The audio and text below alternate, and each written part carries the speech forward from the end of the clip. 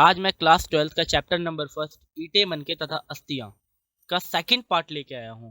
अगर आपने first part नहीं देखा है तो लिंक डिस्क्रिप्शन पे है, जाकर जरूर देखें। इसमें हम हड़प्पा सभ्यता के निर्वाह के तरीकों के बारे में पढ़ेंगे। जैसे हड़प्पा निवासी, जो हड़प्पा के लोग थे वो अपने जीवन निर्वाह करने के लिए कई प्रकार के पेड़ पौधों और जंगलों से प्राप्त उत्पाद का प्रयोग किया करते थे।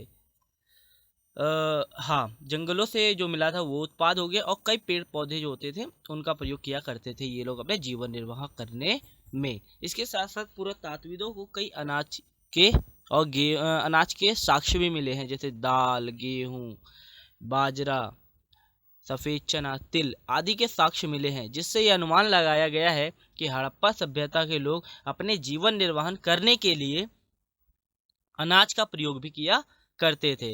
इसके साथ साथ वो लोग शिकार भी किया करते थे। हड़प्पा सभ्यता से कई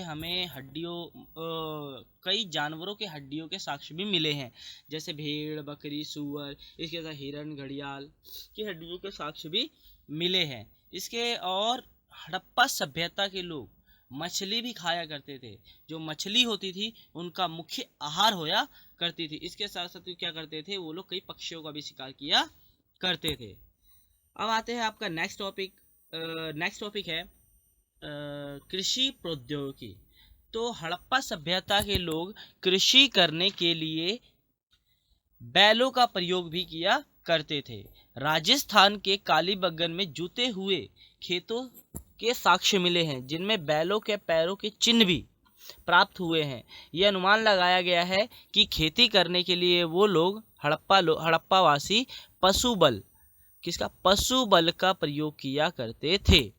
इसके साथ हलों का प्रयोग, हड़प्पावासी क्या करते थे, हलों का प्रयोग भी किया करते थे कृषि करने में। चोलिस्तान के कई स्थलों और बनावली में मिट्टी से बने हल के प्रतिरूप पाए गए हैं, जिससे अनुमान लगाया गया है कि खेतों को जोतने के लिए क्या किया जाता था, हल का प्रयोग भी किया जाता था।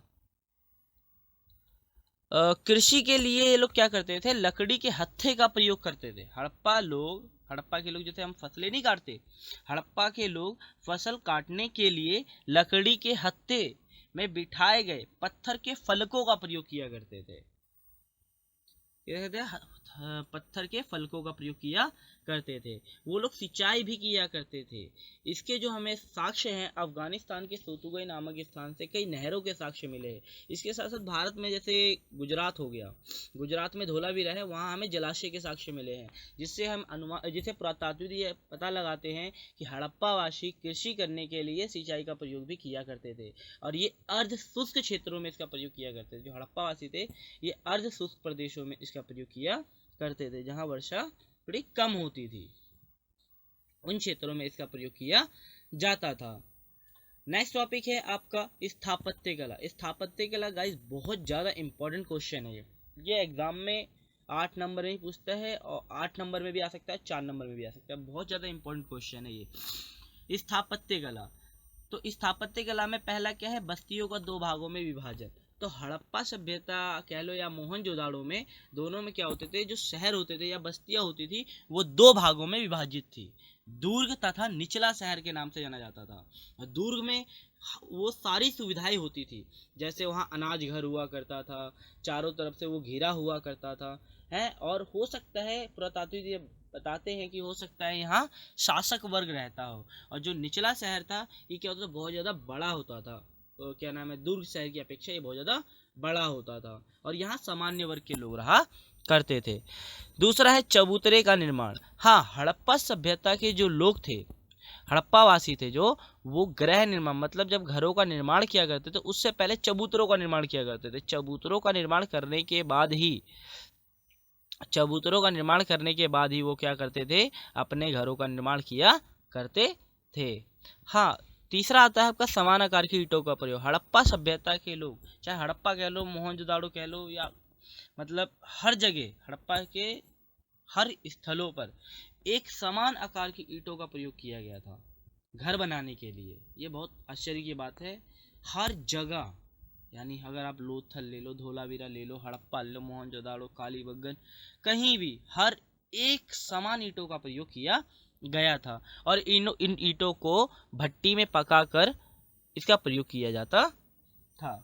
चौथा आपका आता है आवास। आवास मतलब होता है स्थापत्य कला में आवास यानी रहने का स्थान।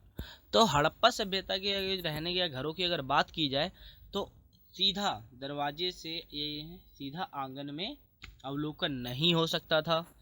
हर घर का अपना आंगन हुआ करता था। आंगन के आसपास क्या होते थे, बहुत सारे कमरे हुआ करते थे। आंगन जो होता था वो सूत काटने और खाना बनाने जैसे कार्यों में प्रयोग किया जाता था। इसके साथ साथ जो जमीन होती थी वो पत्ते क्या नाम है मजबूत होती थी, ठीक है, फर्श की पक्की फर्श की बनी होती थी। इसके साथ साथ हर घर में जाने के लिए क्या होता था, एक छत से दूसरी छत पे जाने के लिए सीढ़ियाँ हुआ करती थी। पांचवा आता है आपका जल निकास प्रणाली। हड़प्पा सभ्यता की जो जल निकास प्रणाली है वो बहुत ज़्यादा अद्भुत थी। हड़प्पा सभ्यता की जल निकास प्रणाली बहुत ज़्यादा अद्भुत थी, ठीक है। और जो सारी की सारी मतलब जो जल निकास नालियाँ होती थी वो क्या होती थी, अपने आप को समकोण पर काटती थी, क्योंकि हड़प्पा निवासी क्या करते थे, जल निकास प्रणाली के लिए ग्रिड पद्धति का प्रयोग किया करते थे। ग्रिड पद्धति एक ऐसी पद्धति होती है जिसमें जो सड़कें होती है वो अपने आप को समकोण पर काटती हैं। आपका सातवां आता है एकांतता को महत्व। हाँ, हड़प्पा सभ्यता के लोग एकांतता को बड़ा महत्व देते थे। एकांत मतलब एकांत जीवन जीना अच्छा लगता था उन लोगों को, है। अब हमें या पुरातात्विदों को ऐसा कैसे मालूम चला कि एकांत जीवन जीना पसंद करते थे, क्योंकि भूमि तल पर बनी दीवारों में खिड़कियां होती ही नहीं थी। इसी से क्या नाम है हड़प्पा वासी ये पता लगा पाए हैं कि हड़प्पा सभ्यता में एकांतता को महत्व दिया जाता था। नेक्स्ट टॉपिक है आपका सामाजिक तथा आर्थिक स्थिति। हड़प्पा सभ्यता की सामाजिक तथा आर्थिक स्थिति, इसके अंदर बेसिकली एक आता है शवाधान। शवाधान आप जानते हो, शवाधान का मतलब होता है यानी गर्ते, जिसमें लोगों को दफनाया जाता है या गड्ढे कह लो, उसको हम कहते हैं शवाधान। तो मृतकों को क्या किया जाता था, दफनाते समय उनके साथ बहुत सारे मृत भांड हो गए, आभूषण हो गए, ठीक है, ये चीज़ें क्या करते थे वो लोग उन लोगों के साथ दफनाया करते थे, क्योंकि उन लोगों की एक अलग मान्यता थी। उन लोगों की मान्यता ये थी कि बोलते थे कि अगर इन वस्तुओं को रख दिया गया या मृत्यु के बाद क्या कर सके, उसका प्रयोग कर सकते थे। जैसे मिस्र के लोगों की ये मान्यता थी कि वो लोग क्या करते थे, मम्मीज बना दिया करते थे, क्योंकि उन लोगों की मान्यता ये थी कि ये कभी ना कभी ये ठीक हो जाएंगे, या आप कह लो ये जिंदा हो जाएंगे और इसका प्रयोग पुनः कर सकते हैं। उन्हीं के अनुसार ये भी मान्यता थी यहाँ। इसके साथ साथ क्या होता था, 1980 के दशक में मध्य हड़प्पा के कब्रिस्तानों में उत्खनन कार्य में क्या हुआ था, एक पुरुष की खोपड़ी मिली। जब 1980 में जब उत्खनन कार्य किया गया तो एक पुरुष की खोपड़ी मिली थी और इसके समीप शंख के 3 छल्ले, जैस्पर तथा मनके पाए गए थे। और कहीं कहीं तो मृतकों को तांबे के दर्पण के साथ भी दफनाया गया था। कई ऐसे भी स्थान थे जहां मृतकों को क्या किया गया था, तांबे के दर्पण के साथ भी दफनाया गया था। फिर इसको क्या नाम है, फिर नेक्स्ट आता है आपका विलासिता की वस्तुएं। विलासिता की वस्तुओं के अंतर्गत क्या था कि पुरातात्विक क्या करते हैं, क्या नाम है, पुरातात्विक वस्तुओं को 2 भागों में बांटते हैं, एक उपयोगी वस्तुएं और एक विलासिता की वस्तुएं। उपयोगी वस्तुओं में क्या होता है, जो रोजमर्रा के दैनिक जीवन में काम आता है, जैसे आपका हो गया मृत भांड, चकियाँ, झावा, ठीक है, ये सब क्या होते हैं, दैनिक जीवन में कार्य या प्रयोग किए जाते हैं।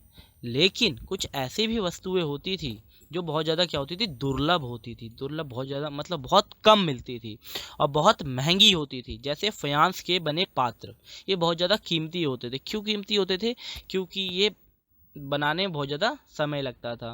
वैसे ये जो फायांस के पात्र होते हैं, जो ये एक रेतीले जैसा होता है, चिपचिपा पदार्थ होता है ये, ठीक है, ये बहुत ज़्यादा क्या होते थे, महंगे हुआ करते थे।